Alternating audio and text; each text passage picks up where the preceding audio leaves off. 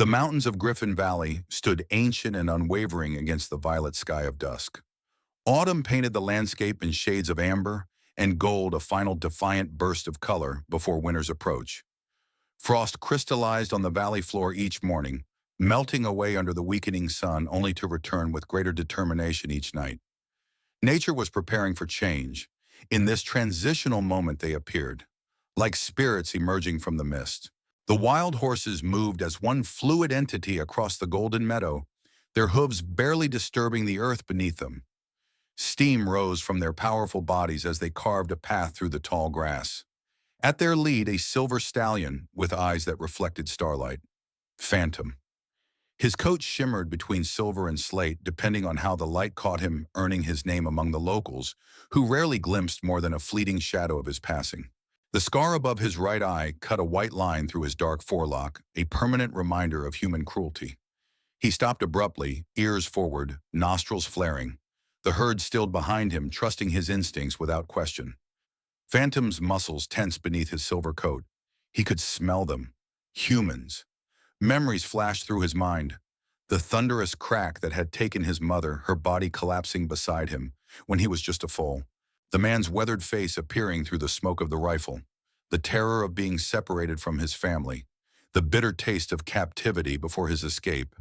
He pawed the ground, signaling to his herd. They turned as one, disappearing back into the shelter of the forest's edge. Phantom lingered a moment longer, his gaze fixed on the distant lights of the human settlement.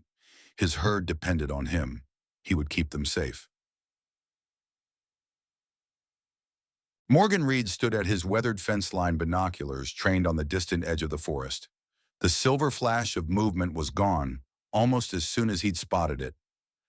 "Phantom," he muttered, lowering the binoculars. His calloused hands ached with the cold joints stiffening after decades of breaking horses and mending fences. At 65, every morning brought new pains, new reminders that time was passing too quickly. The wind carried the scent of snow yet to come. He glanced toward the mountains where dark clouds gathered like harbingers.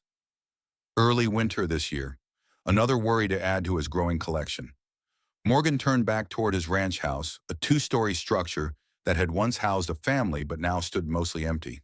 Peeling paint and loose shutters spoke of neglect that had little to do with finances and everything to do with a spirit that had given up caring.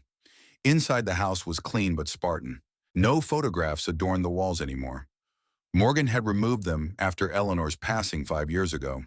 The silence of the house mocked him daily, an emptiness he'd grown accustomed to but never comfortable with. He settled at his kitchen table, bills spread before him like a losing hand of cards. Property taxes had gone up again. Feed costs were rising with the drought. The heating system needed repairs before winter fully arrived. And then there was Victor Blake's letter. Another offer to buy the North Pasture, the third this year, each with a higher price tag. The paper felt heavy in Morgan's hands, weighted with implications. "Selling out isn't an option, Eleanor," he said to the empty room. The habit of speaking to his late wife had never faded, though the sound of his voice in the quiet house only emphasized her absence. A truck's engine broke the silence. Morgan rose, peering through the window to see Dr.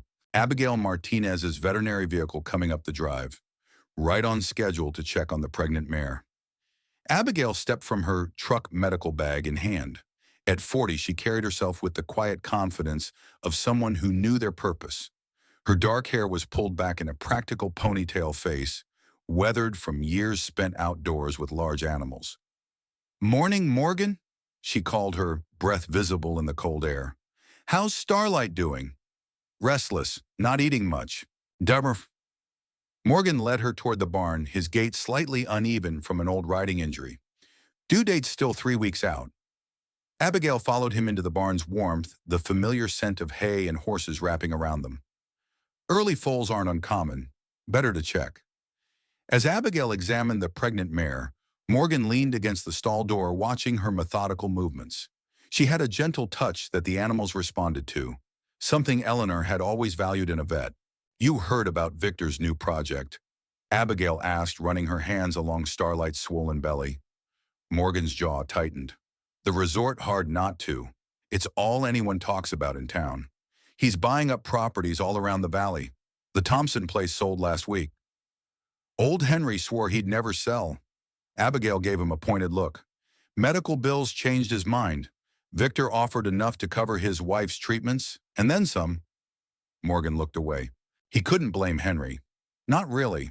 But each sale felt like another nail in the coffin of the life he'd known. Your North Pasture's the missing piece in his puzzle. Abigail continued checking Starlight's vitals. Access to Silver Creek road frontage? Not for sale. Morgan cut her off. Never will be. Abigail sighed. The valley's changing, Morgan, with or without your permission. The truth of her words hung in the air between them. Griffin Valley had been changing for years. Fewer working ranches, more vacation homes. The small town expanding with boutiques and coffee shops catering to tourists who came for the wilderness experience without the wilderness inconveniences. Starlight seems fine, Abigail said, changing the subject. Just keep an eye on her appetite. Call me if anything changes. As they stepped back outside, Sheriff James Taylor's patrol car pulled up next to Abigail's truck. The sheriff emerged, his expression grim beneath his regulation Stetson. Morgan, Doc. He nodded to each of them. Got a matter needs discussing. James had grown up alongside Morgan, but the years had pulled them in different directions. Where Morgan remained stubbornly rooted in tradition, James had adapted to the changing landscape of Griffin Valley. His uniform was crisp badge polished, a man comfortable with authority. What brings you out, James? Morgan asked, already suspecting the answer. Reports of trespassing, Morgan. Your fences cut along the eastern border. Morgan frowned. When? Last night, looks like. Watson found it this morning when his cattle strayed onto your property. Morgan's eyes narrowed. Victor's men. The sheriff shook his head. Can't go making accusations without proof. Could be teenagers, could be. It's Victor, Morgan insisted. He's trying to pressure me. Come on. James removed his hat, running a hand through graying hair. Look, Morgan, I know you two have history, but Victor Blake is bringing jobs to this valley. Progress. People respect that. Progress, Morgan scoffed. Is that what we're calling it now? The tension between them was familiar territory, an old friendship strained by changing times and diverging values. Just fix your fences, James said finally. And if you see anything suspicious, call it in. Don't take matters into your own hands. After James drove away, Abigail lingered, concern etched on her face. He's not wrong, Morgan. Victor has the town council eating from his hand. This resort could bring real money to Griffin Valley. Morgan's expression hardened. At what cost our way of life, the wild herds? Abigail hesitated. Have you considered that maybe some change wouldn't be the worst thing? This valley's been stuck in the past for too long. Morgan turned away. You sound like Eleanor. She was a wise woman. She was wrong about some things. Morgan's voice was flat. The past has value. Tradition means something. Abigail touched his arm briefly. Not when it's killing you, Morgan. Not when it's keeping you from living. She left him standing in the yard surrounded by the shadows of his fading ranch. Dehne, miles away in the small town that served as Griffin Valley's hub, a different kind of silence filled the modest home where Mei Chen unpacked cardboard boxes. 68 years had etched fine lines around Mei's eyes, but her movements remained precise as she carefully arranged photographs on a shelf. Her daughter Lily smiled from the frames, as a child, as a teenager with her first horse, as a college graduate, as a bride, and finally holding newborn Sophie. The photographs stopped there, as if life itself had stopped. In a way it had. May glanced toward the window where her granddaughter sat on the porch steps, perfectly still, watching a wild rabbit at the edge of the yard. Sophie hadn't spoken more than a dozen words since the fire that took her parents 4 months ago. 11 years old and already acquainted with the worst the world could offer. May sighed, setting down the last photograph. Their return to Griffin Valley hadn't been planned. The small Seattle apartment she'd shared with Sophie after the tragedy had quickly become unbearable. Too many memories, too many pitying neighbors, too many reminders. This house, left to Lily years ago by May's own parents, offered a fresh start. Or at least that's what May told herself as she watched her granddaughter's silent vigil. The rabbit ventured closer to Sophie, drawn by her stillness. The child made no movement, barely seemed to breathe. Yet something in her radiated a connection to the small creature, that made May's chest tighten. Sophie had always had a way with animals, even before. Now they seemed to be the only living things she fully engaged with. May stepped onto the porch, careful not to startle either Sophie or the rabbit. "I thought we might go into town," she said softly. "Pick up some groceries, maybe, see what's changed." Sophie didn't respond, her eyes fixed on the rabbit. "We need to register you for school soon," May continued. "Dr. Martinez says Mountain View Elementary is excellent. Small classes." At the mention of school, the rabbit startled and darted away. Sophie's shoulders slumped almost imperceptibly. "I don't want to go to school," she whispered her first words of the day. May sat beside her on the steps, resisting the urge to touch the child's hair. Sophie had grown averse to physical contact since the tragedy. "I know it's scary," May said. "New places, new people. But we need to start building our life here." Sophie's dark eyes, so like her mother's, finally met May's. "Do they have horses in Griffin Valley?" The question caught May off guard. Sophie hadn't mentioned horses since before the fire, though they'd been a passion she shared with her mother. "Yes," May said carefully. "Quite a few ranches still. Your mother learned to ride here, you know." A flicker of interest crossed Sophie's face before disappearing behind the familiar mask of grief. "Could we see them?" "The horses." May smiled, the first genuine smile she'd felt in days. "I think that could be arranged." The general store still served as Griffin Valley's central hub, a place where gossip flowed as freely as the coffee they served at the small counter in the back. May pushed a cart down the narrow aisles, noticing how little had changed in the decades since she'd left. Sophie followed silently, her eyes taking in everything while revealing nothing. The locals watched them with undisguised curiosity. Newcomers were still a novelty, despite the valley's gradual opening to tourism. "May Chen, is that really you?" The voice belonged to a plump woman with silver-streaked hair and kind eyes. Sarah Wilson, who'd taught alongside May at the elementary school a lifetime ago. "Sarah!" May smiled, accepting the woman's enthusiastic embrace. "It's been too long. When I heard you were moving back, I could hardly believe it." Sarah's gaze shifted to Sophie, her expression softening. "And this must be Lily's girl. You have your mother's eyes, sweetheart." Sophie edged closer to May, offering no response. "She's still adjusting," May explained quietly. Sarah nodded understandingly. Of course, the whole town was heartbroken about Lily and David. Such a tragedy. May steered the conversation to safer ground, asking about mutual acquaintances and town changes. As the women caught up, Sophie drifted toward a community bulletin board near the entrance, drawn by a large notice with a photograph. "Winter's Challenge. Legendary rancher bets no one can tame Phantom." The image showed a silver stallion, powerful and wild, his coat gleaming like moonlight. Something about the horse's eyes, fierce yet somehow wounded, called to Sophie. She reached out, fingers hovering just above the photograph. "That's quite the story," a voice said beside her. Sophie startled, turning to find a tall man in an expensive-looking jacket watching her. His smile didn't quite reach his eyes. "Morgan Reed made a fool's bet yesterday," the man continued as if they were having a conversation, "that no one can tame the ghost horse before spring. Wagered his best land on it." Victor Blake had perfected the art of approachable charm, a necessary tool for a man who'd built his fortune convincing others to follow his vision. His carefully casual posture concealed a mind constantly calculating advantages. When Sophie didn't respond, he crouched to her eye level, his expression conspiratorial. "Between us, old Morgan's fighting a losing battle. That horse is wild to the bone, just like this valley used to be." Sophie took a step back, uncomfortable with his proximity.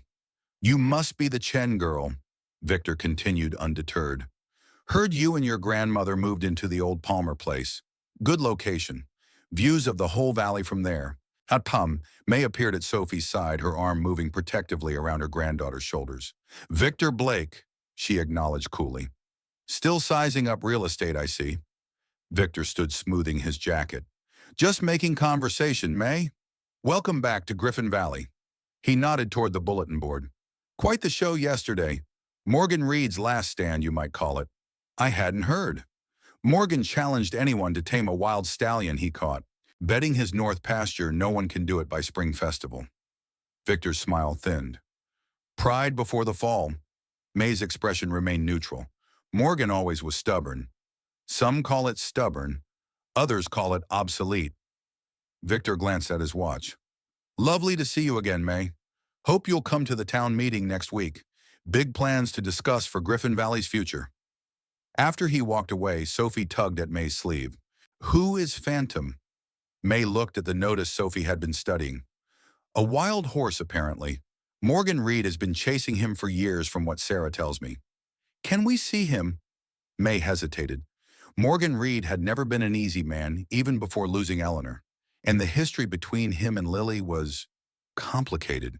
But the spark of interest in Sophie's eyes was the first real emotion May had seen from her in months. We'll see, May said finally. Dr. Martinez might be able to help with that. The afternoon sun cast long shadows across Morgan's ranch as he mended the cut fence line. Each post he replaced, each wire he tightened, felt like a futile gesture against the inevitable. Time was working against him. Winter approaching. Money running out. The town turning toward Victor's vision of progress. Morgan hammered the final staple with more force than necessary, his frustration finding outlet in physical labor. The fence would hold for now, but for how long Victor wasn't a man who accepted defeat gracefully. The sound of an approaching vehicle drew his attention. Abigail's truck again, but this time with passengers. Morgan squinted against the sun, recognizing May Chen in the front seat. His stomach tightened. He hadn't seen May since Eleanor's funeral, and before that, not since. Not since Lily had walked away from the ranch 15 years ago, her parting words still burning in his memory. There are better ways, Morgan. Kinder ways. One day you'll see that. Morgan set down his tools, steeling himself as Abigail parked near the barn. May emerged first, looking much the same despite the years. Her posture straight, her gaze direct. Behind her came a child, thin and solemn with Lily's dark eyes. Morgan, Abigail called out, waving him over. Hope you don't mind the company. Mrs. Chen wanted to see how Starlight's doing, and her granddaughter Sophie has a special interest in horses. Morgan approached slowly, nodding a greeting. May, been a while. Too long, May acknowledged. I was sorry to hear about Eleanor. Morgan's jaw tightened.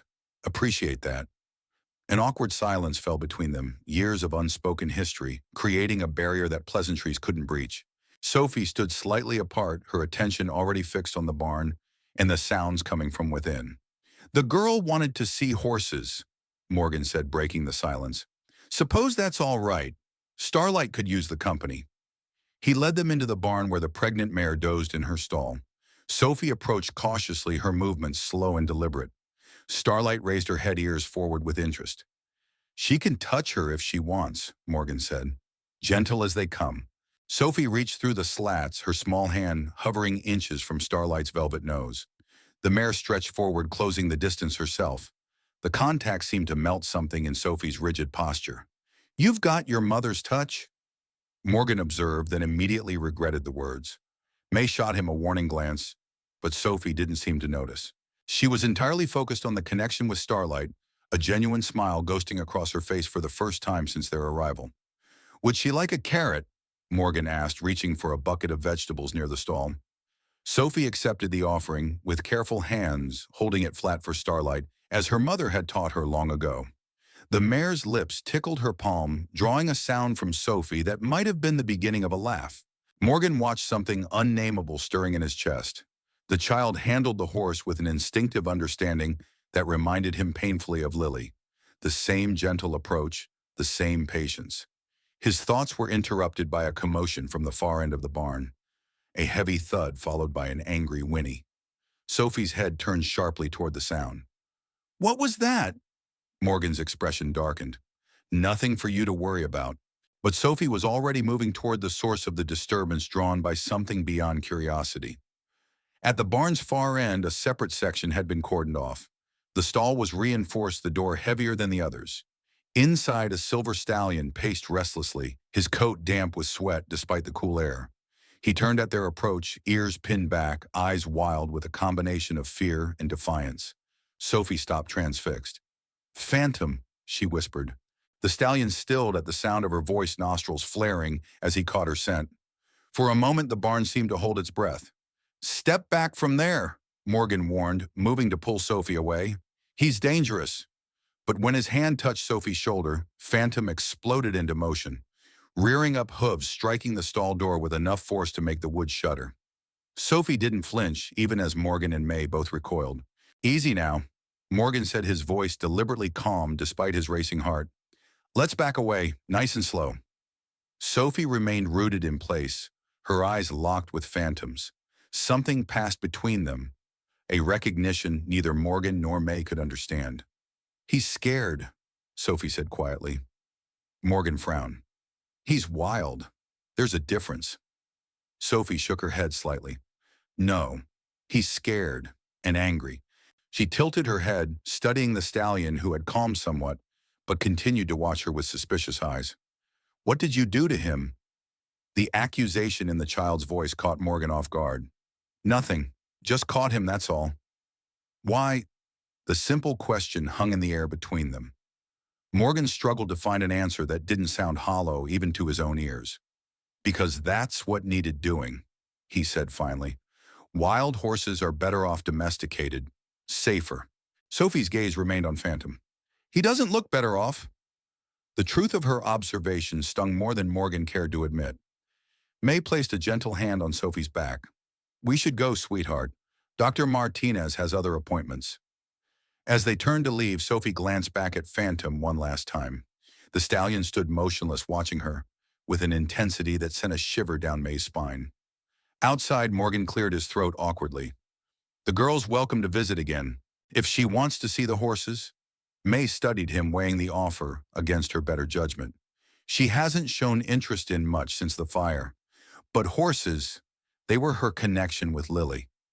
Morgan nodded, understanding more than May might have guessed. Loss changes people, especially children. Sometimes they need something to care about. I'll think about it, May said. Thank you. As Abigail's truck disappeared down the driveway, Morgan turned back toward the barn, his thoughts troubled. The girl's words echoed in his mind. He's scared. Inside, Phantom had resumed his restless pacing ears, still pinned back muscles, tense beneath his silver coat. But something had changed. A new awareness in the stallion's eyes, a focus that hadn't been there before. Morgan approached the stall, carefully studying the wild horse that had become the center of a foolish wager. For years, Morgan had glimpsed Phantom on the edges of his property, a fleeting silver shadow that represented everything untamed about Griffin Valley. Catching him had been a challenge worthy of Morgan's fading skills, a last chance to prove he wasn't obsolete in a changing world. The stallion had fought magnificently, but in the end, exhaustion had claimed him. Now looking at Phantom's confinement, Morgan felt the first stirrings of doubt. The horse wasn't just wild. He was suffering. Maybe she's right, Morgan muttered. Maybe this was a mistake. But pride kept the key in his pocket. Too many people had witnessed his boast, his challenge to Victor. Too much was at stake. Morgan left the barn unaware that Phantom's eyes followed his departure with newly kindled recognition. The stallion had scented something on the man, something that stirred memories from years ago. The scent of gunpowder and blood, the scent that had lingered in the air the day his mother fell. And Metzenernuant. The moon hung low over Griffin Valley, casting silver light across the landscape. In his reinforced stall, Phantom stood motionless, conserving energy, waiting. His ears rotated constantly, cataloging every sound of the sleeping ranch. His mind, far more complex than humans credited, worked through memories and instincts. The scent of the man who had captured him triggered flashes of his earliest trauma, his mother collapsing, the thunderous crack that preceded it, the same human scent. But layered atop this was something new. The child who had visited. She carried a different energy, calm, unthreatening. Her eyes had seen him, truly seen him, not as a prize or a challenge, but as a being with his own spirit. Phantom's keen hearing picked up movement outside the barn. Multiple humans moving with purpose but trying to remain quiet. The stallion tensed, nostrils flaring to catch their scent. Not the ranchman, not the child. Strangers. The barn door creaked open, admitting 3 shadowy figures. They moved directly toward Phantom's stall, speaking in hushed tones. "This is the one Blake wants," one whispered. "Yeah, the silver ghost. Said to trank him if necessary." "What about Reed?" "Sleeping. Blake's got it handled. Just get the horse." Phantom's muscles bunched beneath his silver coat, instincts screaming danger. As the men approached his stall, he exploded into motion, rearing, striking the stall door with his front hooves with all the force his powerful body could muster.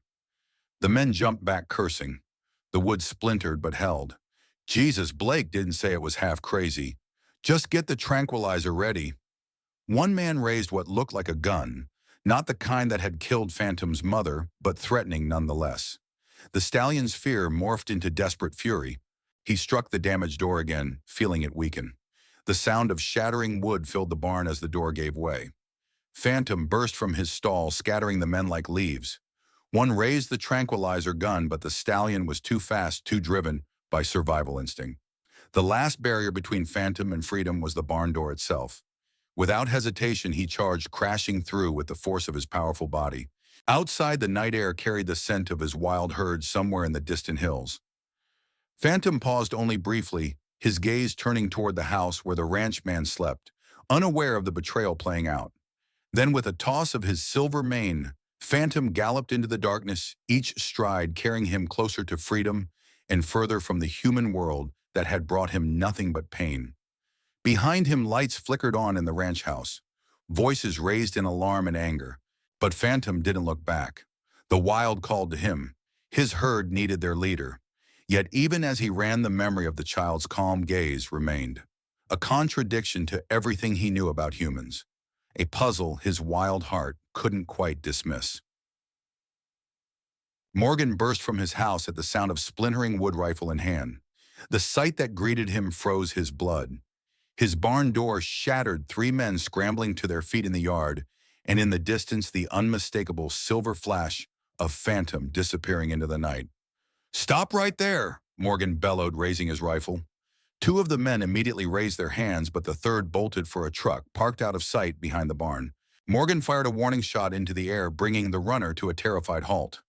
"Next one won't be a warning," Morgan said, his voice deadly calm. "Who sent you?" The men exchanged nervous glances. "Look, mister, we were just hired to move a horse.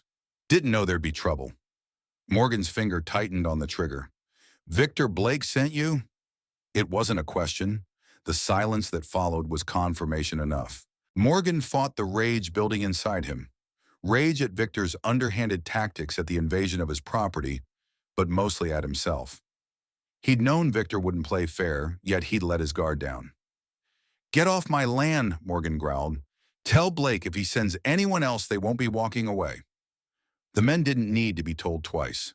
They scrambled into their truck and tore down the driveway, leaving Morgan alone in the wreckage of his plans. He lowered the rifle, staring at the dark horizon where Phantom had disappeared. The stallion would return to his herd, now wilder than ever, warier of humans. The chances of recapturing him before spring were slim to none. Morgan's phone rang in his pocket. Sheriff Taylor, undoubtedly alerted by the gunshot. "Yeah," Morgan answered gruffly. "That your rifle I heard?" James asked without preamble. "Warning shot. Had intruders. Blake's men trying to steal the stallion." "Tot." There was a heavy sigh on the other end. "That's a serious accusation, Morgan." "It's the truth. Come see the damage yourself." "I'll be there in 20. Don't do anything stupid in the meantime." Morgan hung up his gaze, still fixed on the distant hills. The decision crystallized in his mind, clear and certain, despite its foolishness. He would go after Phantom. Tonight. Alone. The stallion would be disoriented, possibly injured from crashing through the barn door. He'd leave a trail Morgan could follow even in the dark. And without his herd for protection, Phantom would be vulnerable. It wasn't just about the bet anymore. It was about proving that Morgan Reed wasn't finished yet, that the old ways still held value in this changing valley. He gathered his gear quickly, rope, water, flashlight, tacked up his most reliable horse, an aging quarter horse named Buck, who knew the valley as well as Morgan himself. By the time Sheriff Taylor's cruiser appeared at the end of the driveway, Morgan was already gone, following the silver ghost into the wilderness. Dawn broke over Griffin Valley, painting the sky in streaks of crimson and gold. Morgan had tracked Phantom through the night, following hoof prints and disturbed underbrush with the skill of a lifetime spent reading the land. The trail led higher into the foothills, where the valley's meadows gave way to scattered pine and rocky terrain. Morgan pressed on, ignoring the ache in his aging joints, the voice of reason that told him this pursuit was foolhardy at best, dangerous at worst. Buck moved steadily beneath him, the old horse understanding their purpose without hesitation. They'd done this dance many times over the years, though rarely with such personal stakes. As the sun cleared the eastern mountains, Morgan paused at a ridge overlooking a small hidden meadow. There, beside a stream that cut through the grass, stood Phantom. The stallion was alone, head lowered, to drink his silver coat glowing in the morning light. He appeared uninjured despite his violent escape, though exhaustion showed in his stance. Morgan dismounted carefully, tying Buck to a tree well back from the ridge. He would approach on foot, using the terrain for cover. With the rope coiled in his hand, Morgan moved silently down the slope, keeping downwind of the stallion. Years of experience guided his every step, every breath. This close to success, he couldn't afford mistakes. Phantom raised his head, suddenly water dripping from his muzzle ears, swiveling to catch the faintest sounds. Morgan froze, barely breathing. For a long moment, predator and prey remained locked in a silent standoff, though Morgan couldn't be certain which role he truly occupied. There was something in Phantom's posture, a readiness, a knowledge, that suggested the stallion was not as unaware as he appeared. Then Phantom turned, facing Morgan directly, though the man remained hidden in the brush. The stallion's eyes held a challenge, a defiance that transcended the usual wariness of wild things. Morgan stepped into the open rope, ready. "Easy now," he said softly. "Let's not make this harder than it needs to be." Phantom pawed the ground, nostrils flaring. The scar above his eye seemed to stand out starkly against his dark forelock. That scar. Morgan squinted, a memory stirring. Years ago, a foal with the same distinctive marking. A mare that had led her small band too close to ranch lands during a drought. A shot that was meant to frighten, not to kill. A tragic mistake. "Can't be," Morgan whispered. But the recognition in Phantom's eyes told a different story. The stallion remembered too. The realization hit Morgan like a physical blow. This wasn't just any wild horse. This was the offspring of the mare he'd accidentally killed years ago, trying to protect his grazing land during the worst drought in Griffin Valley's history. The foal he'd believed had died alongside its mother or been taken in by another band. The rope suddenly felt heavier in Morgan's hand, weighted with a debt he could never repay. Yet the determination remained. If anything, the connection made capturing Phantom more important, a chance to make right a past wrong. Morgan took a step forward, preparing to swing the rope. Phantom held his ground muscles tensed for flight or fight. A sound broke the tense standoff, voices calling Morgan's name. Sheriff Taylor and others tracking him just as he had tracked Phantom. The stallion's ears flicked toward the noise. In that moment of distraction, Morgan made his move, swinging the rope in a practiced arc. Phantom reacted with startling speed, dodging the loop and charging directly at Morgan. The man barely had time to dive aside as the stallion thundered past, silver mane, flowing eyes, wild with a fury that went beyond natural fear. Morgan hit the ground hard, the breath knocked from his lungs. By the time he struggled to his feet, Phantom had vanished into the trees on the far side of the meadow. Sheriff Taylor appeared at the ridge, accompanied by Abigail and 2 deputies. They hurried down to where Morgan stood, rope still clutched uselessly in his hand. "What the hell were you thinking?" James demanded. "Charging off alone in the middle of the night?" Morgan didn't answer, his gaze fixed on the spot where Phantom had disappeared. "You're lucky we found you," Abigail said, checking him for injuries. "These mountains are dangerous enough in daylight." Morgan shook off her concern. "I almost had him." James shook his head in disgust. "This obsession isn't healthy, Morgan. It's not just about a horse anymore, is it? It's about fighting change, fighting time." The words struck closer to home than Morgan cared to admit. "Victor's men broke into my property," he said instead. "Destroyed my barn. That's criminal trespassing." "And I'll deal with that," James assured him. "But this," he gestured to the wilderness around them, "this isn't the answer." Morgan's shoulders slumped slightly, the adrenaline of the chase fading, leaving only bone-deep exhaustion in its wake. "Let's get you home," Abigail said gently. "You look dead on your feet." As they helped him back up the ridge to where the horses waited, Morgan cast one last look at the trees where Phantom had vanished. The stallion was out there reuniting with his herd, warning them of the human threat. But now the chase had changed. Now it was personal, for both of them. "To run," News traveled quickly through Griffin Valley. By noon, everyone had heard about Victor's men, Phantom's escape, and Morgan's failed pursuit. Opinions divided sharply along familiar lines. Those who saw Victor as progress, those who valued Morgan's traditional ways, and the growing number who simply wanted peace in their changing community. For Sophie, sitting in the school office with May, the gossip buzzed around them like invisible insects. The secretary had stepped away to retrieve registration forms, leaving them alone with the radio that relayed the morning's events in sensationalized detail. Sounds like quite the drama, May commented, trying to gauge Sophie's reaction. Sophie said nothing, but her posture had changed, alert, focused in a way May hadn't seen since before the fire. Phantom got away, Sophie said finally, a note of satisfaction in her quiet voice. May studied her granddaughter carefully. Yes, it seems so. Good. Sophie met her grandmother's gaze directly. He needs to be free. The simplicity of the statement carried a weight beyond Sophie's years. May wondered, not for the first time, how much of Lily's spirit lived on in her daughter. The same conviction, the same connection to animals that transcended ordinary understanding. Mr. Reed might not agree, May said gently. He stood to lose a great deal with that bet. Sophie's expression darkened slightly. It's wrong to bet on a life. Before May could respond, the secretary returned with a stack of papers, chattering about class schedules and school supplies.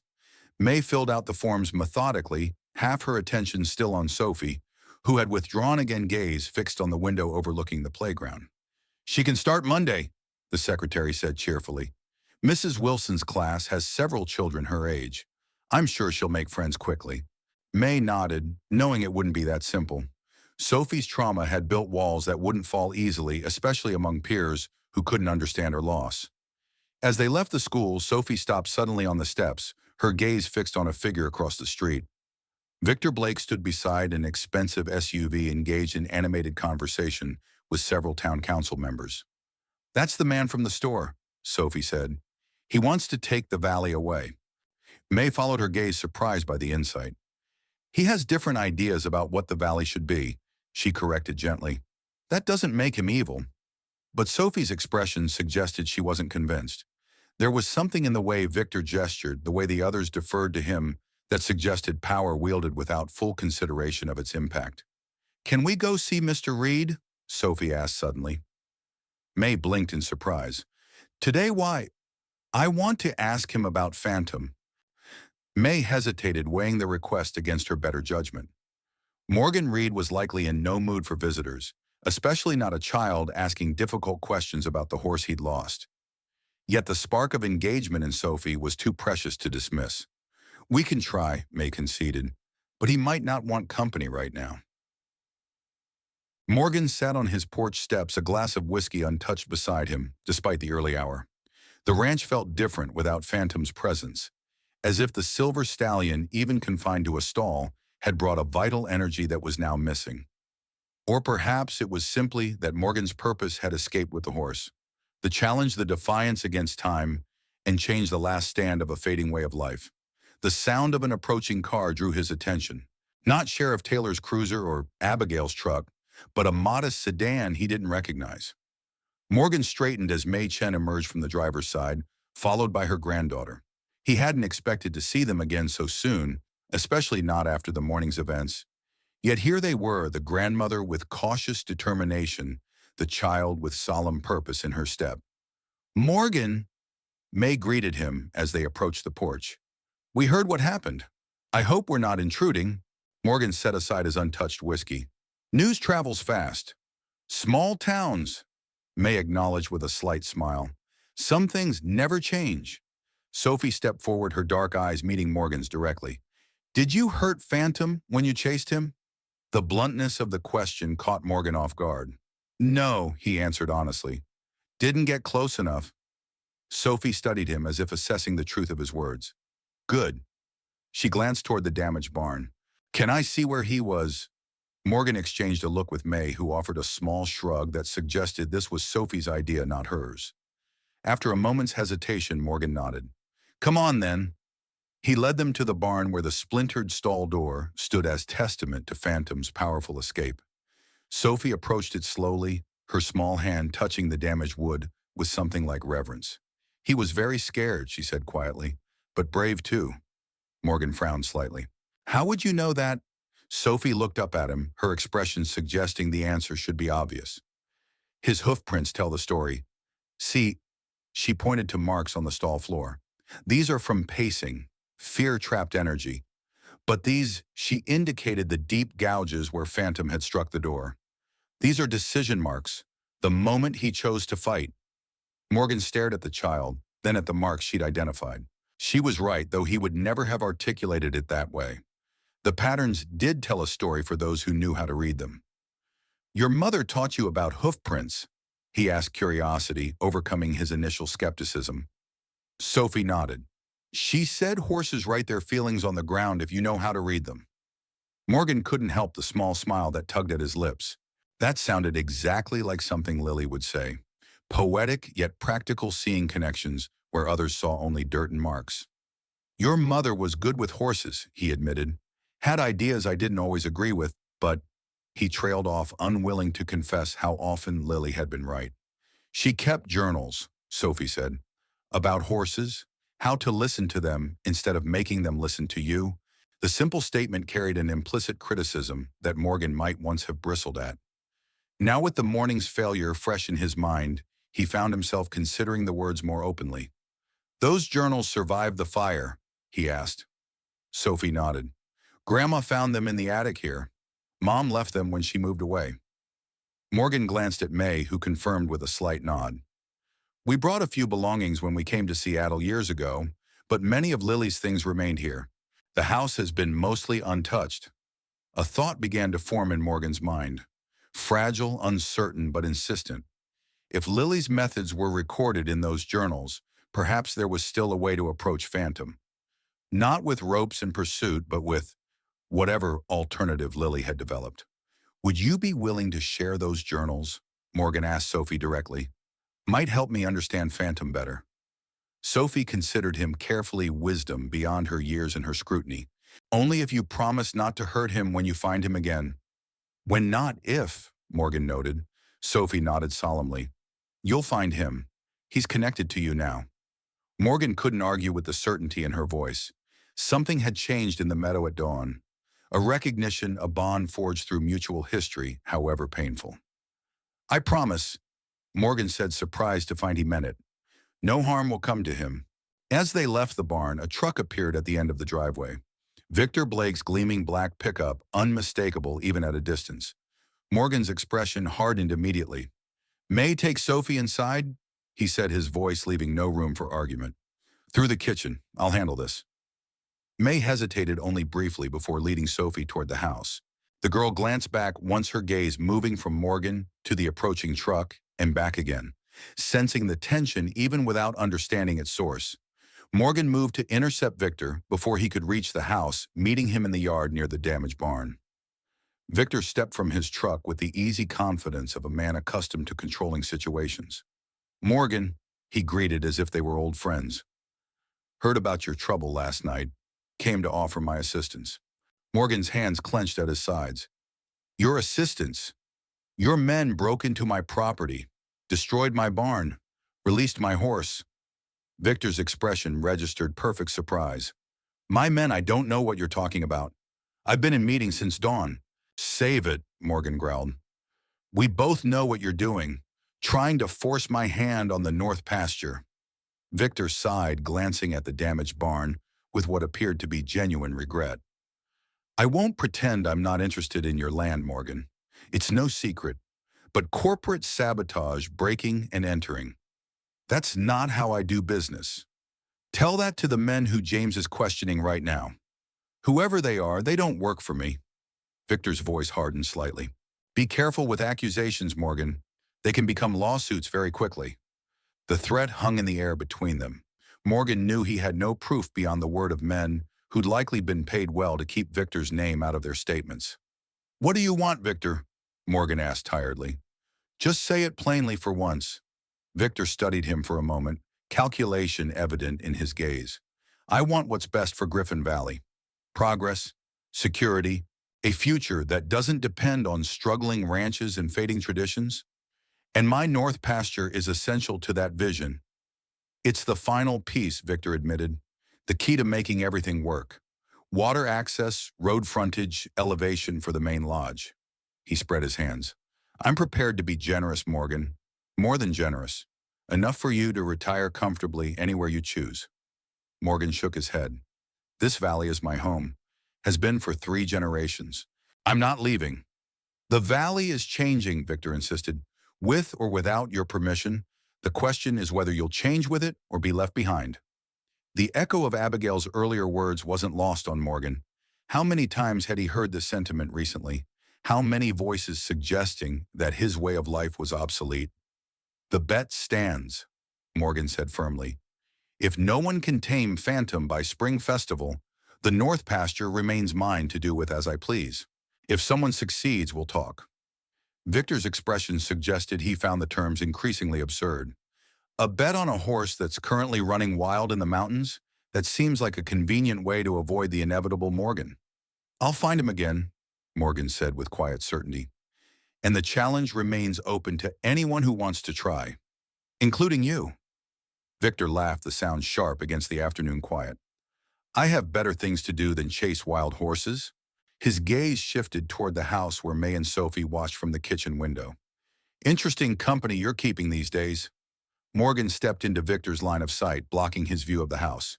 They're not part of this. Everyone in this valley is part of what's happening, Morgan. The sooner they understand that, the better. Victor returned to his truck, pausing with his hand on the door. Think about my offer. It won't be on the table forever. After Victor drove away, Morgan remained in the yard, the weight of the confrontation settling heavy on his shoulders. The man's confidence was unshakable, his vision for the valley clear and methodical. Against that certainty, what did Morgan have? A damaged barn, an escaped horse, and a foolish bet that seemed increasingly impossible to win. And yet, he turned toward the house where May and Sophie still watched from the window. The child's words echoed in his mind. He's connected to you now. Perhaps there was still a way forward if Morgan was willing to set aside old methods and consider new ones. If he was willing to listen to the wisdom Lily had left behind in her journals. If he was willing to change not in the way Victor demanded, but in the way the wild horse and the wounded child might teach him. The first step would be finding Phantom again. Not capturing him this time, but understanding him. Seeing the stallion not as a challenge to be conquered, but as a being with his own spirit and history. Their shared history. Morgan walked back to the house, a plan beginning to form in his mind. A different approach. A better way. Perhaps Lily had been right all along. Morning frost crunched beneath Sophie's boots as she followed May across their yard to the waiting car. School loomed ahead, her first day at Mountain View Elementary, and dread pooled in her stomach like ice water. You have everything you need, May asked, her breath visible in the cold air. Lunch notebook. Sophie nodded silently, clutching her backpack straps with white knuckles. Inside, alongside school supplies, she'd tucked one of her mother's journals. A small talisman of courage. The drive into town passed in silence. Sophie watched the landscape roll by hills dusted with the first light snow trees, standing bare against the pale sky. Somewhere in those hills, Phantom ran free with his herd. The thought gave her comfort. Mountain View Elementary looked like a postcard. A red brick building with wide windows and a playground dotted with children releasing pre-class energy. Sophie shrank in her seat as May parked. Mrs. Wilson is expecting you, May said gently. She was a friend of your mother's. You can trust her. Sophie stepped from the car with the reluctance of someone approaching execution. The cacophony of children's voices hit her like a physical wave. Too loud, too chaotic after months of silence and grief. At the entrance, a woman with kind eyes and silver-streaked hair waited. Sarah Wilson had the weathered patience of a longtime teacher in a small community where every child's history was known. Welcome to Mountain View, Sophie, she said warmly. We're so glad to have you with us.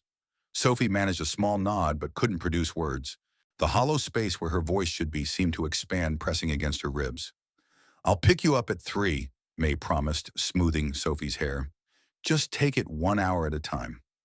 As May drove away, Sophie felt abandoned, cast adrift in a sea of strangers. Mrs. Wilson led her gently into the building, narrating their journey through hallways. We have 22 students in our class this year. Everyone's very excited to meet you. The classroom door loomed before them. Sophie clutched her mother's journal through the fabric of her backpack, drawing strength from its presence. Inside, 22 faces turned toward her with undisguised curiosity. Sophie froze in the doorway, throat tightening. Run, her instincts screamed. Hide! Class, this is Sophie Chen, Mrs. Wilson announced. She's joining us from Seattle. I know you'll all make her feel welcome. A chorus of greetings rose from the students, overwhelming in their enthusiasm. Sophie stared at the floor, wishing herself invisible. You can take the empty desk beside Emma, Mrs. Wilson directed, pointing to a freckle-faced girl with auburn braids who smiled encouragingly. Sophie navigated to the indicated seat, feeling the weight of stares following her progress. The classroom walls, decorated with artwork and educational posters, seemed to close in around her. Emma leaned over as Sophie settled at her desk. I like your sweater, she whispered. Blue is my favorite color. The simple, genuine comment caught Sophie off guard. She managed a ghost of a smile, the most her facial muscles could remember how to form. The morning passed in a blur of introductions and orientation. Sophie spoke only when directly addressed by Mrs. Wilson, and then in single-word answers. The other students watched her with interest that gradually faded as lessons absorbed their attention. At lunch, Sophie sat alone at the end of a table, picking at her sandwich. The cafeteria's noise pressed against her like a physical force. Too many voices, too many memories of school lunches with friends in Seattle before the fire, before everything changed. Can I sit with you? Emma stood beside the table, lunch tray in hand, expression hopeful. Sophie nodded slightly, making space.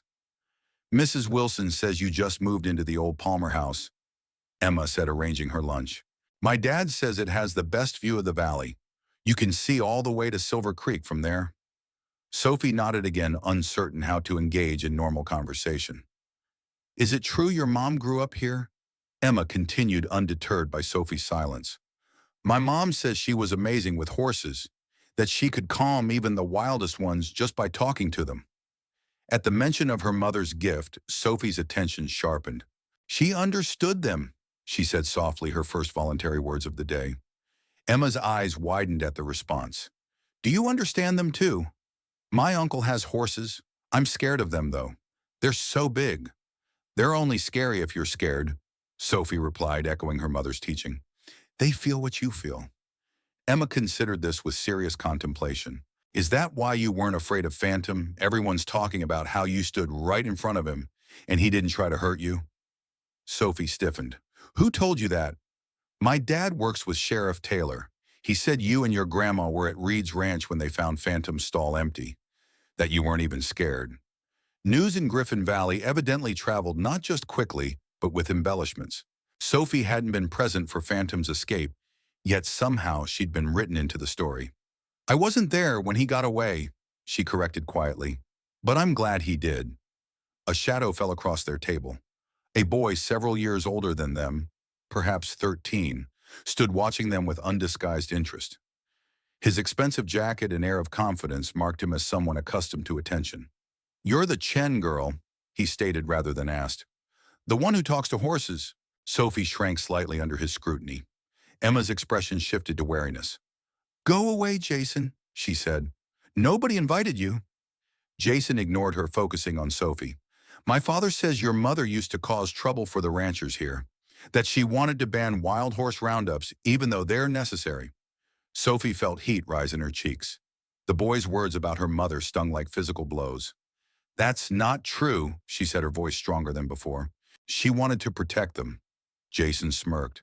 Same thing. This valley needs progress, not a bunch of useless wild horses eating grazing land. Sophie recognized the rhetoric. Victor Blake's vision parroted by his son. She stood abruptly, gathering her lunch. They're not useless. They belong here more than we do. She walked away, heart pounding, leaving her half-eaten lunch behind. Emma hurried after her, shooting a glare at Jason. Don't listen to him, Emma said when they reached the hallway. His dad owns half the valley and he thinks that makes him special. Blake, Sophie said. His dad is Victor Blake. Emma nodded. They moved here 3 years ago from California. Now Mr. Blake wants to build some fancy resort and change everything. The afternoon classes passed slowly. Sophie's encounter with Jason had awakened a protective anger she hadn't felt since before the fire, an emotion that burned through some of the fog of grief. Her mother had fought to protect the wild horses of Griffin Valley. Now Victor Blake threatened not just the horses, but the valley itself. And Morgan Reed, for all his gruffness, stood as an unexpected barrier to Blake's plans. By the time May arrived to collect her, Sophie had made a decision. She needed to see Lily's journals again. All of them. She needed to understand what her mother had been fighting for. And she needed to find Phantom again. Miles away, Morgan Reed tracked through the foothills, following signs only a lifetime in these mountains could teach one to read. A disturbed patch of earth, strands of silver hair caught on pine bark, droppings that told of a horse moving fast then slowing. 4 days had passed since Phantom's escape. 4 days of methodical searching, of early mornings and late returns. Not with rope and capture in mind, but with something Morgan couldn't quite name. A need to understand. To see the stallion again. To make amends, perhaps. Buck moved steadily beneath him, the old quarter horse following game trails with practiced ease. They'd covered miles of rough country together, working in the comfortable silence of longtime partners. Morgan paused at a ridge overlooking a sheltered valley. Below, a small creek wound through meadow grass, still green despite the season. Perfect grazing.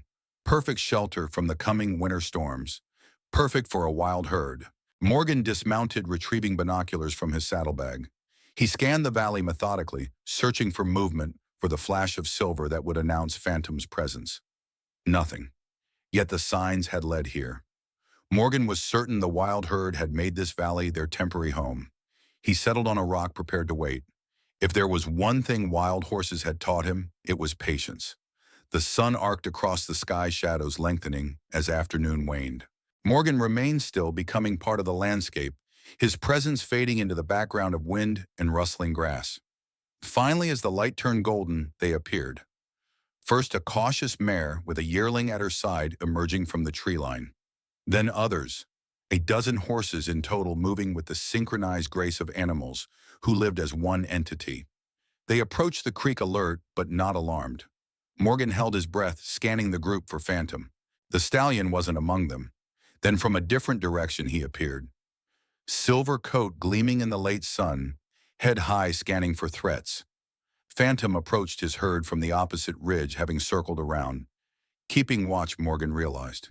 Protecting them. Through the binoculars, Morgan could see the scar above Phantom's eye clearly. The mark left by a terrified foal fleeing after watching his mother fall. A scar Morgan's actions had caused, however, unintentionally.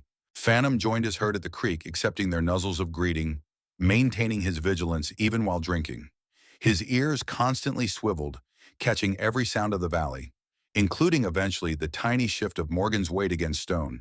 The stallion's head snapped up, water dripping from his muzzle. He stared directly at Morgan's position, though the man was partially concealed and downwind. Morgan remained perfectly still, barely breathing. He made no threatening moves, no attempt to stand or reach for a rope. He simply watched, observed. For the first time in his life, he looked at a wild horse not as a challenge or resource, but as a being with its own purpose and wisdom. Phantom snorted, pawing the ground once. The other horses immediately tensed, ready to flee. But the stallion didn't signal retreat. Instead, he took several deliberate steps toward Morgan's ridge head, high ears forward. Curious rather than afraid. Testing. Morgan slowly lowered the binoculars, allowing Phantom to see him clearly. Their eyes met across the distance. Predator and prey, human and wild thing connected by a shared past neither had chosen. For a long moment they remained thus. Phantom made no move to run. Morgan made no move to pursue. Then with a flick of his silver tail, Phantom turned back to his herd. Not in fear, but in dismissal. The human was noted, assessed, and deemed unthreatening for now. Morgan released the breath he'd been holding. Something profound had just occurred, though he couldn't fully articulate it. For the first time, he'd been in Phantom's presence without conflict, without the dance of capture and escape. It felt like respect. As dust settled over the valley, Morgan reluctantly turned Buck toward home. He would return tomorrow, not with ropes and traps, but with a different approach. An approach that felt foreign yet strangely right. Lily Chen's approach, perhaps. To modern, Sophie sat cross-legged on her bedroom floor surrounded by her mother's journals. After dinner, she'd asked May to bring all of them from the attic. 5 leather-bound books spanning years of Lily's work with horses. May had agreed, watching with cautious hope as Sophie immersed herself in her mother's words. Any connection to Lily, even through weathered pages, was progress after months of withdrawn grief. Sophie traced her fingers over her mother's handwriting, drinking in the wisdom recorded there. Lily had documented everything: techniques for approaching nervous horses, observations about herd behavior, sketches of body language, and what it revealed about equine emotions. One journal dedicated entirely to wild horses contained detailed notes about Griffin Valley's herds, their migration patterns, and the threats they faced. Lily had mapped their territories, documented their family structures, given names to individual horses she'd observed regularly, including a silver foal she'd named Ghost. Sophie froze at the description: silver colt with distinctive scarring above right eye, approximately 3 months old. Mother lost during ranch confrontation. Adopted by neighboring band led by black mare. Unusually intelligent, cautious with humans, but curious. Potential leader. Phantom. Her mother had known Phantom as a foal, had tracked his development, had apparently witnessed the incident that orphaned him. Sophie flipped pages, frantically searching for more information. She found it dated years later. Ghost, now a young stallion, has formed his own band. 6 mares, 2 yearlings. Territory primarily in the northern foothills. Distinctive white scar still visible.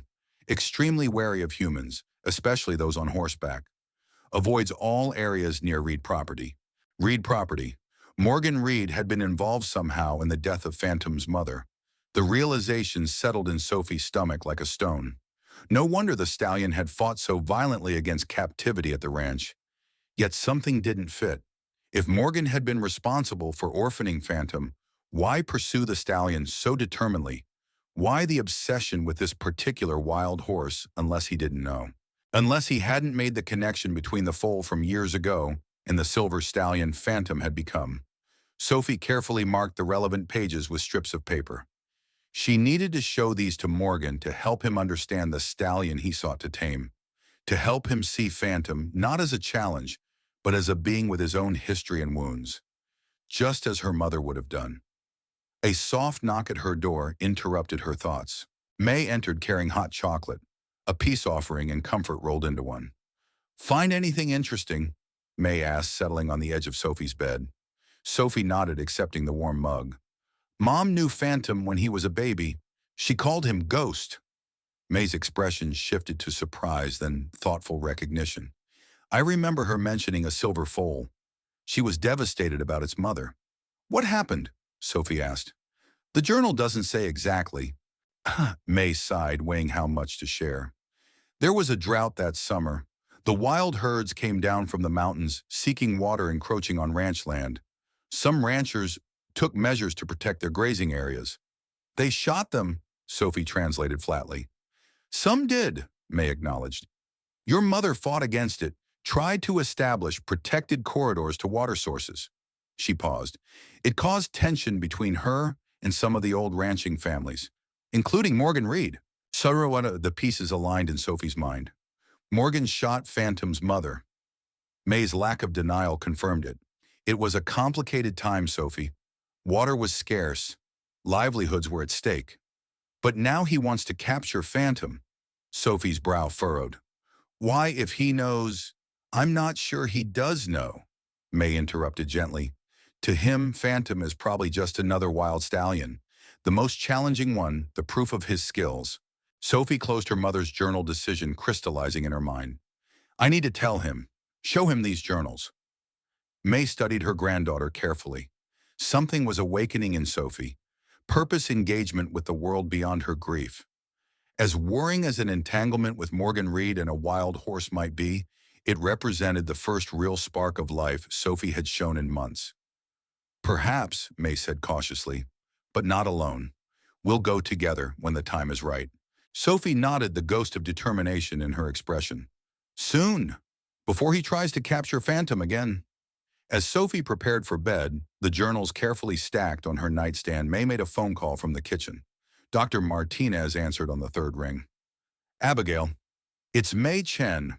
I need to ask you something about Morgan Reed and a silver stallion from years ago.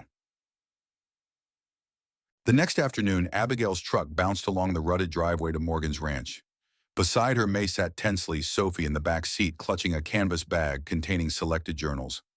He might not take this well, Abigail warned as they approached. Morgan's never been good at confronting past mistakes. He needs to know, May insisted, for his sake as much as the horses. Shiriyuan. Morgan emerged from the barn as they parked, his expression shifting from welcome to wariness when he spotted May and Sophie. He approached, wiping his hands on a rag. Wasn't expecting company, he said, nodding a greeting.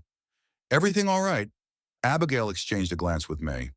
We need to talk, Morgan, about Phantom. Something in her tone alerted Morgan to the seriousness of the visit. He led them to the porch, offering coffee to the adults, hot chocolate to Sophie. The girl remained quiet but watchful, her dark eyes taking in everything. The repaired barn door, the worn but clean house, the weariness in Morgan's movements. Once seated with steaming mugs, an uncomfortable silence fell. Morgan finally broke it. You didn't come all this way for small talk. What about Phantom? Sophie reached into her canvas bag, withdrawing a journal. My mom knew him, she said without preamble. When he was a baby, after his mother died. Okari, Morgan's cup paused halfway to his lips. Your mother... Lily tracked the wild herds, Abigail explained gently. Documented them for years. Sophie opened the journal to a marked page, turning it so Morgan could see the entry about the silver foal named Ghost. She saw what happened to his mother. Morgan's face drained of color as he scanned the page. Memories long suppressed resurfaced with painful clarity. The desperate summer of drought, wild horses encroaching on precious grazing land, the warning shots that went terribly wrong, the silver mare collapsing, the foal fleeing in terror, blood streaming from a cut above its eye where it had struck a rock in its panic. Ghost, he whispered. That was Phantom. Sophie nodded solemnly. He remembers. The simple statement landed with the force of accusation. Morgan set down his coffee, hands suddenly unsteady. I never meant... He began, then stopped. Excuses felt hollow in the face of Sophie's direct gaze. It was an accident. The shot was meant to frighten, not kill. But it did kill, Sophie said quietly. And now he's afraid of humans. Of you. Morgan looked away, unable to bear the judgment in those young eyes so like her mother's. The irony crashed down upon him. Years spent pursuing the very horse he had orphaned, never recognizing the connection, never understanding the depth of what lay between them. That's why I couldn't catch him that day in the meadow, Morgan realized aloud. He wasn't just any wild horse evading capture. He was facing the man who took his mother. May leaned forward. Morgan's Sophie didn't bring this to place blame. She brought it because understanding Phantom's past might help you approach him differently. Morgan looked at Sophie questioningly. The girl retrieved another journal, opening to a different marked page. Mom wrote about how to heal trust with traumatized horses. She explained, her voice gaining confidence as she spoke about her mother's work. She said they need 3 things: safety, consistency, and choice. Morgan accepted the journal, reading Lily's detailed methodology. So different from traditional breaking, focused on partnership rather than dominance. This doesn't involve ropes or corrals, he observed. No, Sophie confirmed. It's about creating a space where they choose to connect, where they have control. Morgan closed the journal, carefully processing this paradigm shift. Everything he knew about horsemanship passed down through generations of Reed men centered on establishing human dominance, breaking the horse's will to resist. What Lily proposed, what Sophie was showing him, inverted that relationship entirely. And you think this would work with Phantom after everything? Sophie nodded with the conviction of the deeply certain. Mom always said the most wounded horses can become the strongest partners, but only if we meet them where they are, not where we want them to be. The wisdom in the child's words struck Morgan profoundly. Meet them where they are. See them as they are, not projecting human expectations or needs. I've found his herd, Morgan admitted. Been watching them for days. He knows I'm there, but he doesn't run. Sophie's eyes widened with interest. That's the first step, being present without demanding. Would you? Morgan hesitated, the request foreign to his nature. Would you show me more of what your mother wrote about this approach? Sophie's expression brightened for the first time since her arrival. Yes. As May and Abigail exchanged relieved glances, Morgan and Sophie settled into a tentative partnership bound by shared interest in a silver stallion. Neither fully understood, but both felt drawn to help. Outside, the wind shifted, carrying the scent of snow. Winter approached Griffin Valley with steady determination, promising to transform the landscape, just as understanding was beginning to transform the relationship between a stubborn old rancher and a wounded child. Both broken in different ways, both seeking something they couldn't quite name, both perhaps in need of a wild spirit to guide them toward healing. Victor Blake stood at the window of his modernized ranch house, crystal tumbler of whiskey in hand, watching snowflakes begin their lazy descent from heavy clouds. The first real snow of the season, right on schedule. Behind him, Sheriff Taylor shifted uncomfortably in an expensive leather chair, his uniform out of place among Victor's carefully curated Western modern decor. I've questioned the men, James said. They maintain they were hired anonymously. Cash payment, no names. Victor turned expression neutral. As I told you they would. Morgan's accusations are baseless. Maybe, James conceded, but the timing is suspicious, and they knew exactly which horse to target. Victor sipped his whiskey unruffled. Phantoms become something of a local legend. Anyone in the valley could have pointed them to Reed's barn. The implication hung silent between them, that Victor himself had nothing to prove, that pursuing the matter would be futile. James stood declining the offered drink with a shake of his head. Morgan's changed his approach, been tracking the stallion for days but not trying to capture it. Victor's eyebrow arched with mild interest. That doesn't sound like the Morgan Reed I know. People change. Rarely, Victor countered. More likely he's planning something else, something less direct. James frowned slightly. The Chen girl's been visiting his ranch. Her grandmother, too. This caught Victor's attention fully. Lily Chen's daughter? Why? Not sure, but the girl seems to have a way with horses.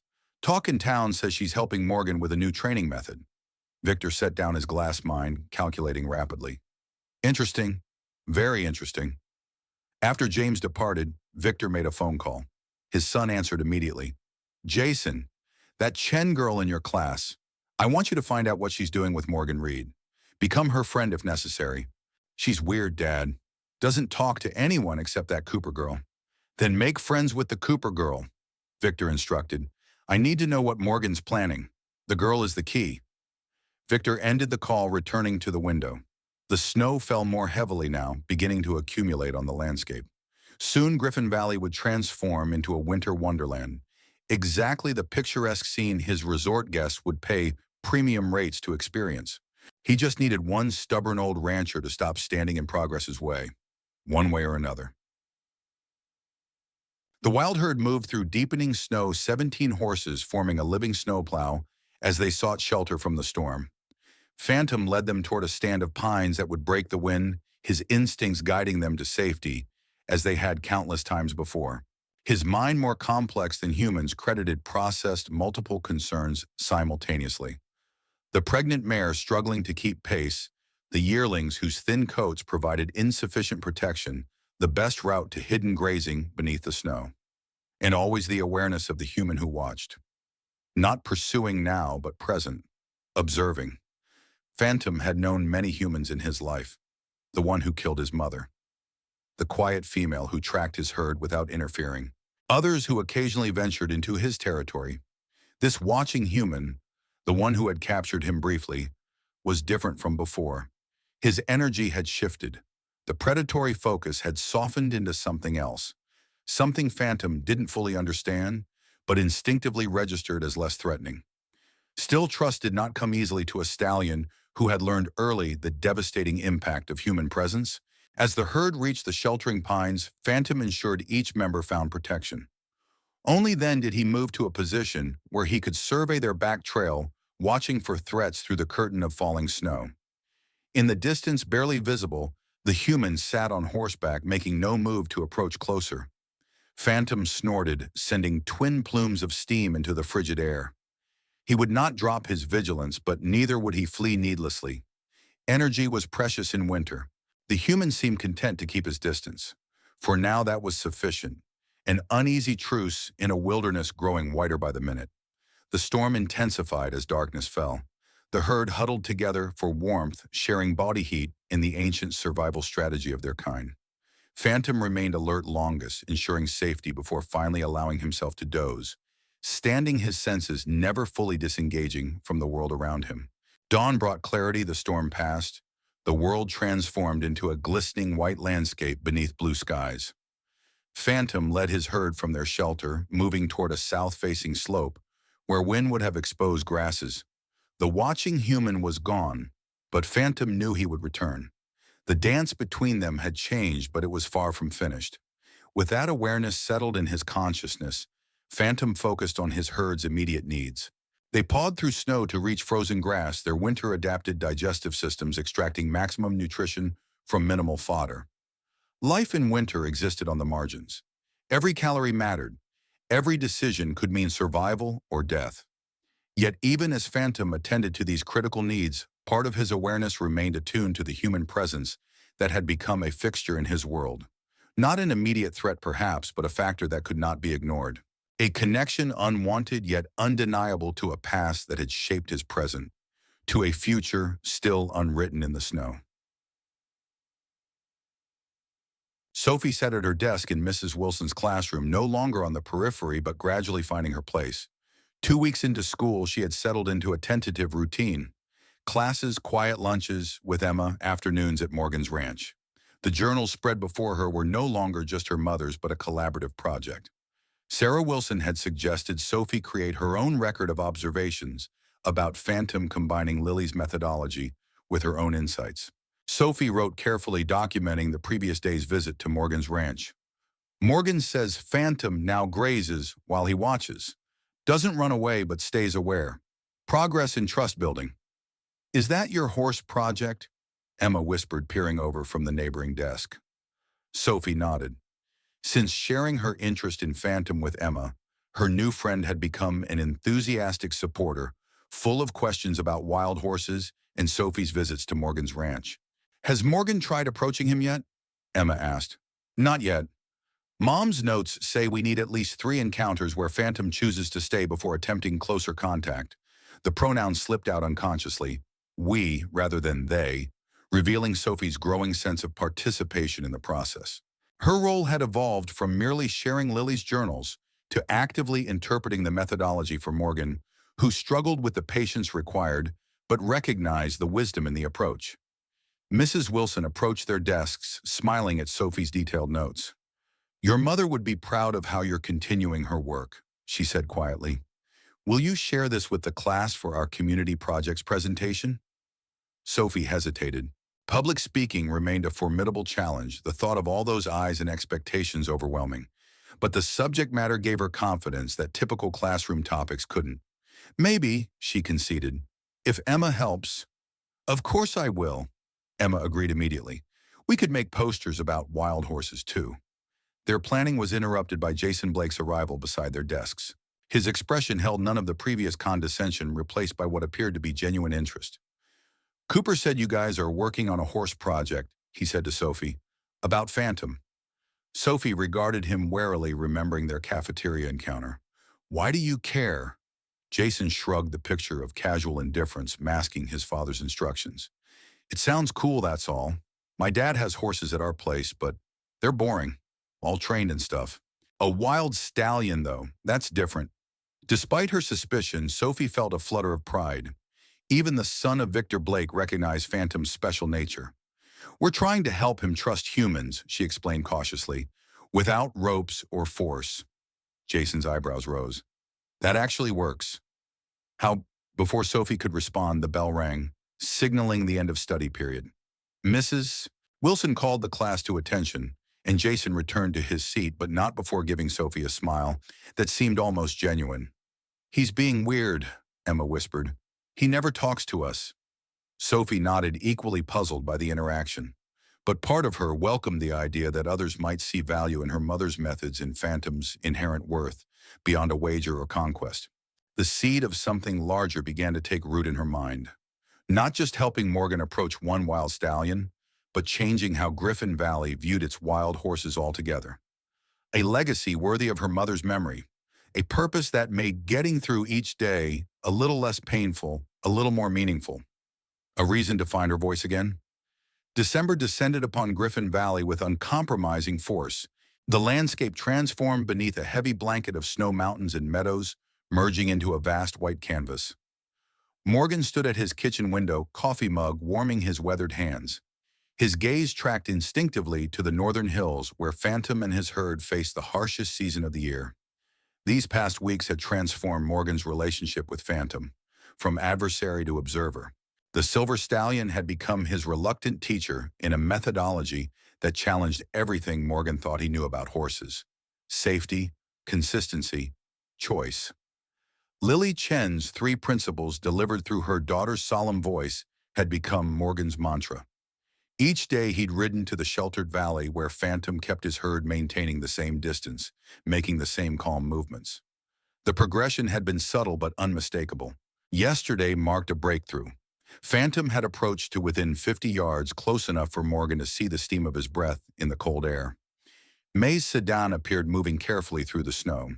Sophie would be bundled in the passenger seat, her mother's journals packed in her backpack. "Storm's coming in," Morgan called as greeting.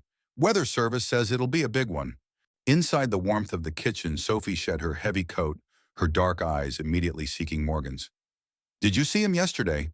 Morgan nodded. "Closest approach yet. 50 yards watched me for 20 minutes. Sophie's small smile conveyed satisfaction. "That's phase 3 in Mom's notes. Voluntary approach, maintain presence."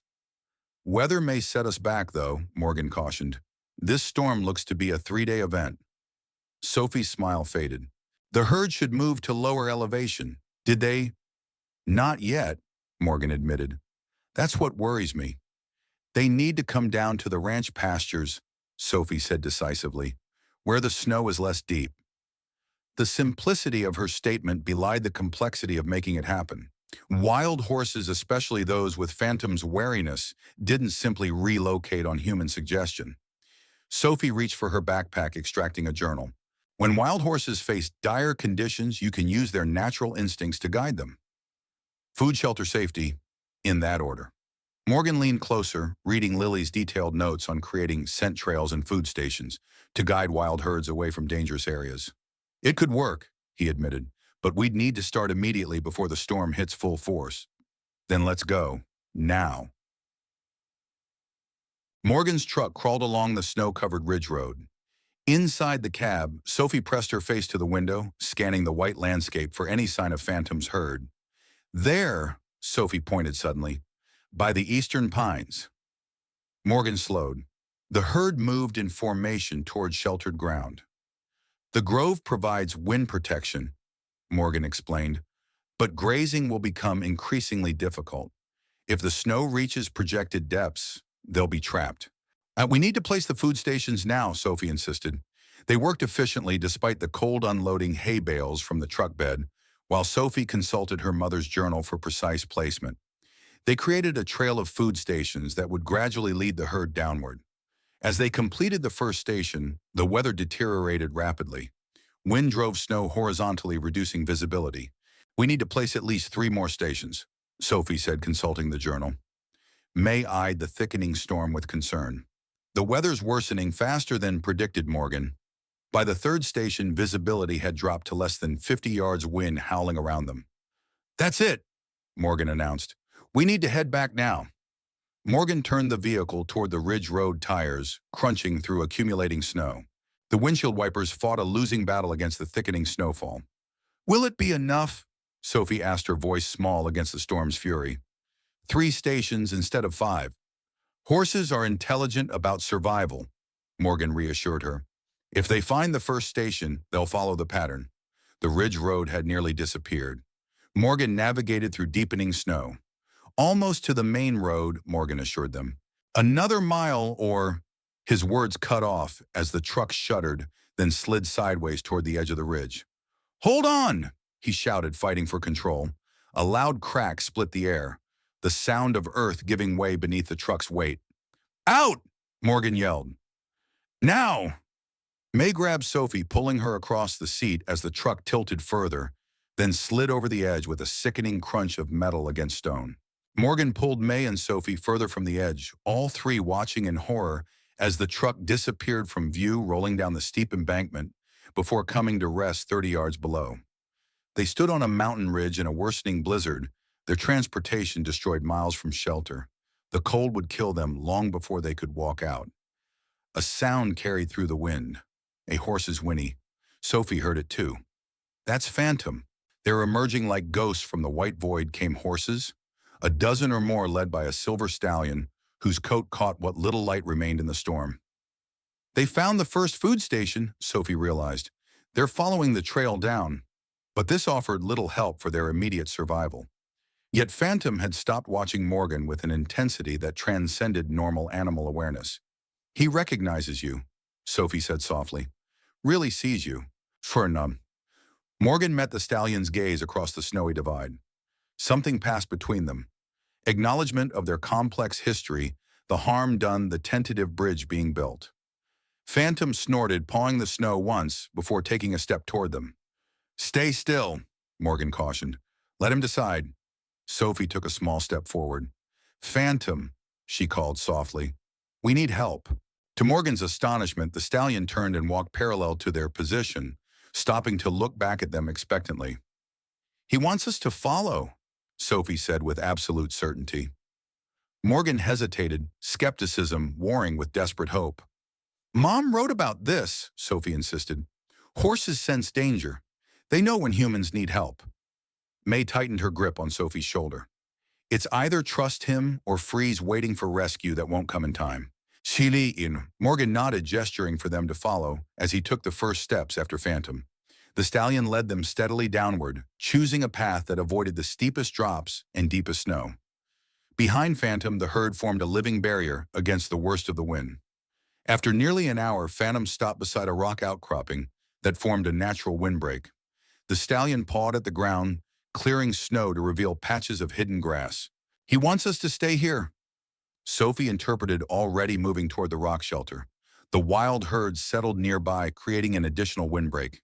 Phantom remained slightly apart, vigilant, transitioning from guide to guardian. As night descended, Morgan watched Phantom guarding both his herd and the humans under his protection. The stallion's choice, freely made without coercion, represented everything Morgan had failed to understand about these magnificent creatures. Until now. Turi, come on, Mom. A distant sound broke the dawn silence. The faint thrum of helicopter rotors. The rescue aircraft appeared through a break in the clouds, searching for the missing people. Morgan prepared to wave his red coat as a signal, but before he could, Phantom moved with startling purpose. The stallion galloped a short distance away, then began running in tight circles, his silver coat contrasting sharply against the white snow. The herd, responding to his lead, formed a moving circle that would be unmistakable from the air. He's signaling for us, Sophie breathed in amazement. The helicopter altered course directly toward their position, landing nearby. The wild herd retreated a safe distance, though Phantom remained visible on a nearby rise, watching the rescue operation. As rescue workers approached, Sophie turned to Morgan. Now, do you understand? This is what Mom meant about partnership, not control, choice. Morgan nodded, watching Phantom observing from his vantage point. I understand, he said finally. Your mother was right. 3 days later, Morgan stood on his porch watching as vehicles navigated his plowed driveway for the town meeting he'd called. Word had spread quickly about their dramatic rescue and Phantom's role in it. Sheriff Taylor's patrol car arrived first, followed by Abigail's truck ranchers, townspeople, Mayor Thompson, and council members. Even Victor Blake's black SUV appeared. Thank you all for coming, Morgan began. Most of you have heard about how a wild stallion, Phantom, led his herd to help 3 stranded humans survive. What you may not know is that this wasn't random chance. It was the culmination of weeks of building trust, using methods pioneered by Lily Chen years ago and carried on by her daughter Sophie. Lily understood something I've spent a lifetime misunderstanding, Morgan continued, that wild horses aren't obstacles to be removed or resources to be tamed. They're intelligent beings with whom we share this valley. He turned toward Victor. The bet I made months ago about taming Phantom was flawed, based on domination rather than partnership. I'm withdrawing that challenge today. Morgan unrolled a large map showing Griffin Valley with areas designated as wild horse corridors. I'm placing my north pasture into a conservation easement that will permanently protect access to Silver Creek for both wildlife and wild horses. Victor stepped forward. That land is part of the resort development area. It was, Morgan acknowledged. Now it's the cornerstone of the Griffin Valley Wild Horse Sanctuary. Sophie stepped forward. Phantom and his herd saved our lives by choice, not because we controlled them. That's what makes them special. She turned to Victor directly. Your resort could be different too. People would come from everywhere to see wild horses living freely, to learn about real partnership.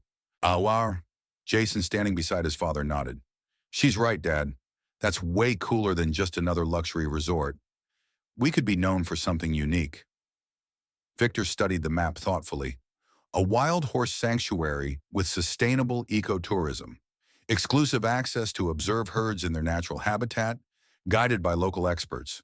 The pivot was masterful, maintaining his development vision while incorporating the new reality.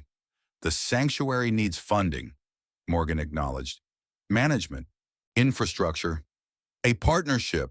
Victor supplied business mind already restructuring his vision. As adults discussed implementation, Sophie slipped away to the ridge overlooking the valley.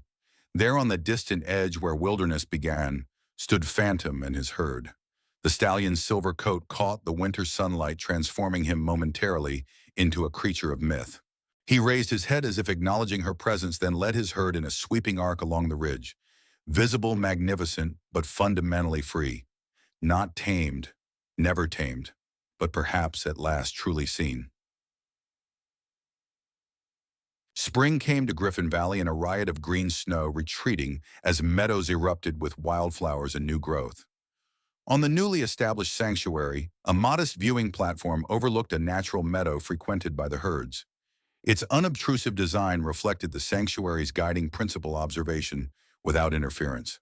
Sophie stood on the platform, spotting scope-ready journal open. At 12, she appeared transformed from the silent, grief-stricken child who had arrived months before. Purpose had restored her voice and connection to the world.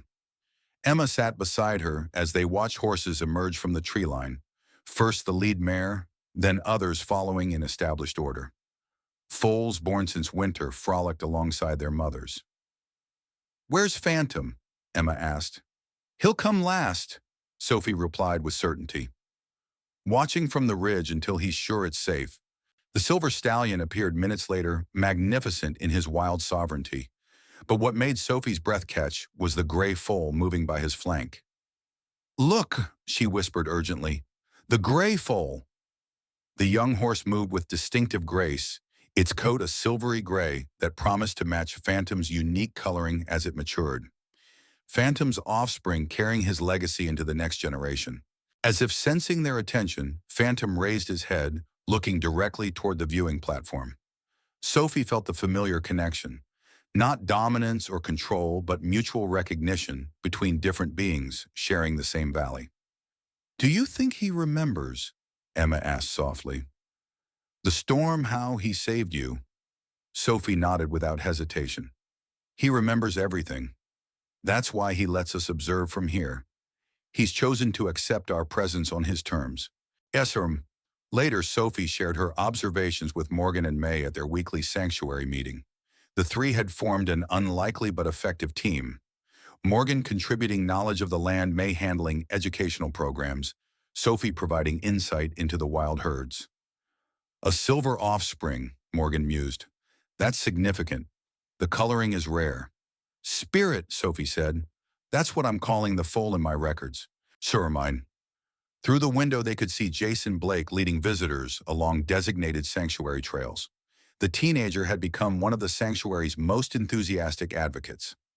As their meeting concluded, Sophie walked to the ridge, now her home, since May had accepted the position of educational director. From there, she could see for miles across the valley her mother had loved. Movement caught her eye.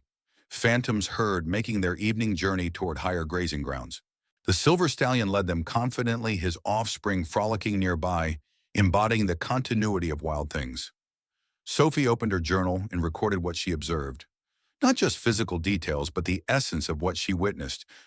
Wild spirits moving freely across the land they belonged to. Not owned, not controlled, but respected. The silver stallion paused on a distant rise, seeming to look back towards Sophie. The moment stretched between them, human and horse each transformed by their unexpected connection, each finding healing through the other. Then Phantom continued with his herd disappearing over the ridge into wilderness that would remain wild because enough humans had finally recognized its value. Sophie closed her journal content. Some wounds never fully healed, but they could transform into something that gave life meaning, purpose, direction. Her mother had understood that, had lived it in her work with wild horses, and now Sophie carried that understanding forward, one journal entry at a time. One wild spirit to another, free but connected, wild but seen, precisely as they were meant to be.